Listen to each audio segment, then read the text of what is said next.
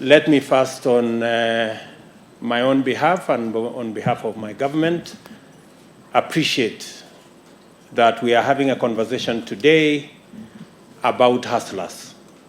This is very important to me. And I remember when I was informed about this meeting and about what Safaricom and your partners were intended to do. I was actually planning to have a meeting with you. So I think somebody must have leaked to you that, that I was looking for you, because I have been sent by your customers. The people who cannot make it to your offices, the people who cannot make it to the negotiating table, have sent me to you, because they want the relationship between you and them to be mutual. And they want a win-win outcome out of the relationship that you have with them. Because they can't find their way to your good offices, they have given me instructions to come and speak to you about their issues. And I am happy that you already are walking in the correct trajectory. The announcements you have made here are very positive, in the right direction. I am very confident that walking this journey in the direction you have started, we will get to the correct destination. In the short term, the assignment Eliud Owalo and my good friend Professor Njuguna will have is to structure with yourselves the Hustler Fund.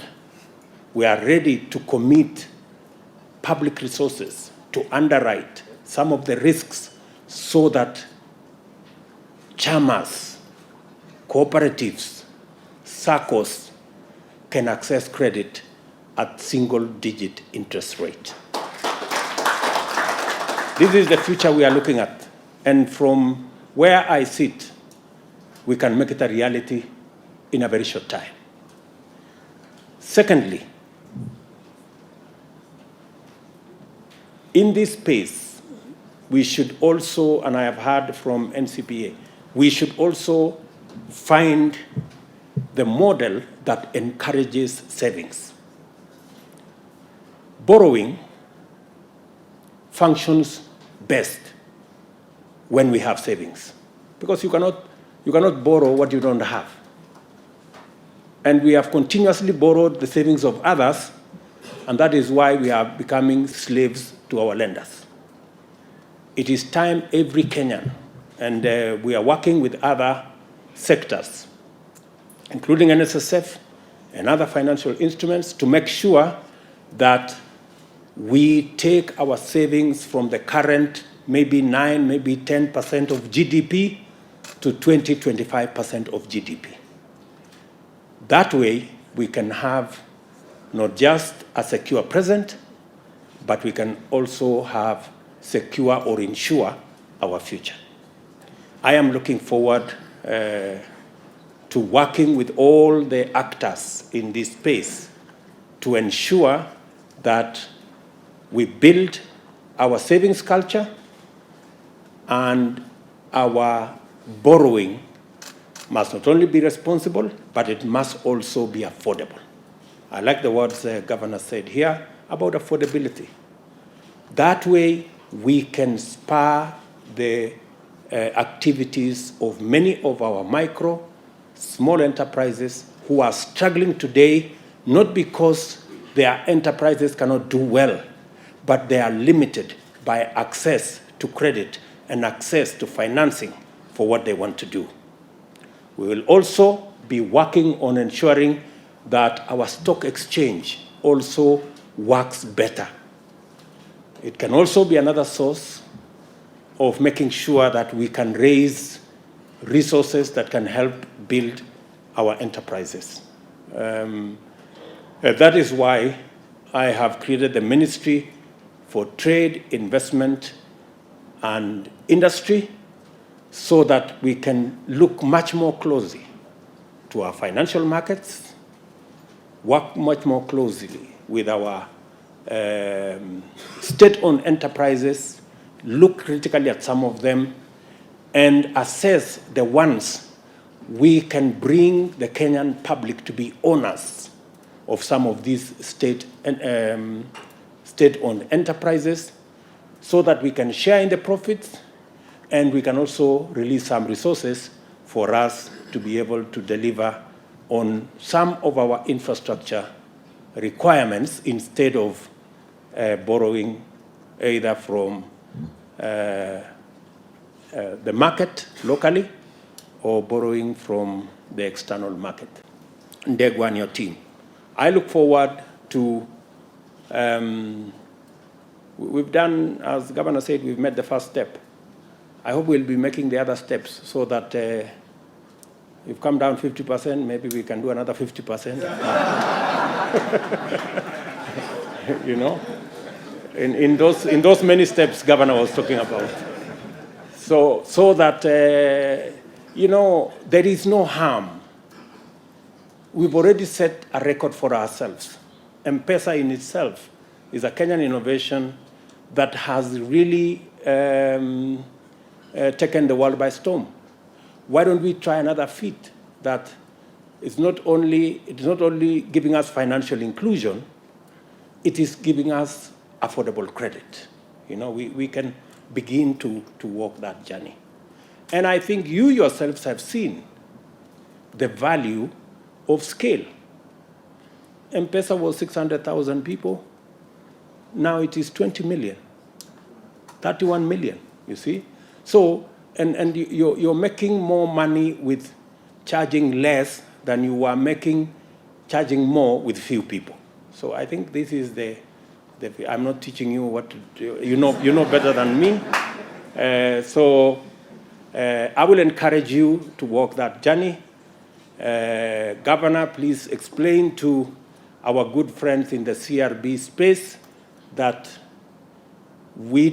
it's not our position that we are against CRBs. No, our position is that we should change the model of listing so that we do not make it an all or nothing, and we do not criminalize, and we do not unfairly disadvantage borrowers, but we give them an opportunity to be listed, to be scored, so that we have a graduated list that people can work their way up.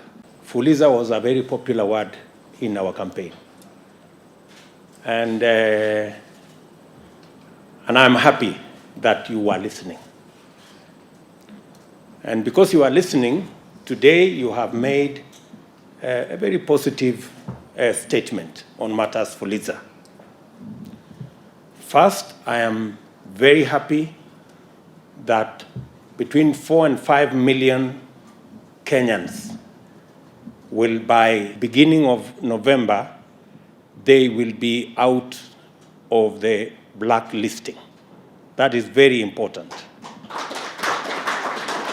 Very important because these 4 million Kenyans have been excluded from any formal borrowing because of blacklisting, and they have been left at the mercy of shylocks and predatory lenders that exploit them. And many Kenyans pay as much as 1,000% for credit. The fact that they will now be out of that space is a very positive development, and I want to commit here that the government of Kenya is not against credit listing or credit bureau facilities. In fact, we support CRBs as a mechanism of instilling financial discipline in our financial sector. What we are asking, and I think we are on the same page on this, and I've had a long conversation with the governor, What we are asking is we don't want credit listing to be an all or nothing, in or out engagement. We want credit listing to be a facility that gives everybody a chance to be their best in their own time. Instead of saying you are in or out, we should have a credit scoring mechanism so that we have graduated from the least to the best. And everybody can have a chance. Even if you are somewhere at the bottom, you can always walk your way up as you learn the ropes in the financial sector. I have listened to many of them in the campaign trail. I was giving these good people an example of Shiko in Ruaka Market and her team. They borrow 1 million shillings every day, and they pay as high interest as 10% per day, which translates into 3,600% per year. Shiko and her team, they don't want free money. They are telling me, Mr. President, can we pay the same interest that Kenya Breweries is paying? Can we pay the same interest that the big companies are paying? That's all they're asking, and I don't think it's too much to ask.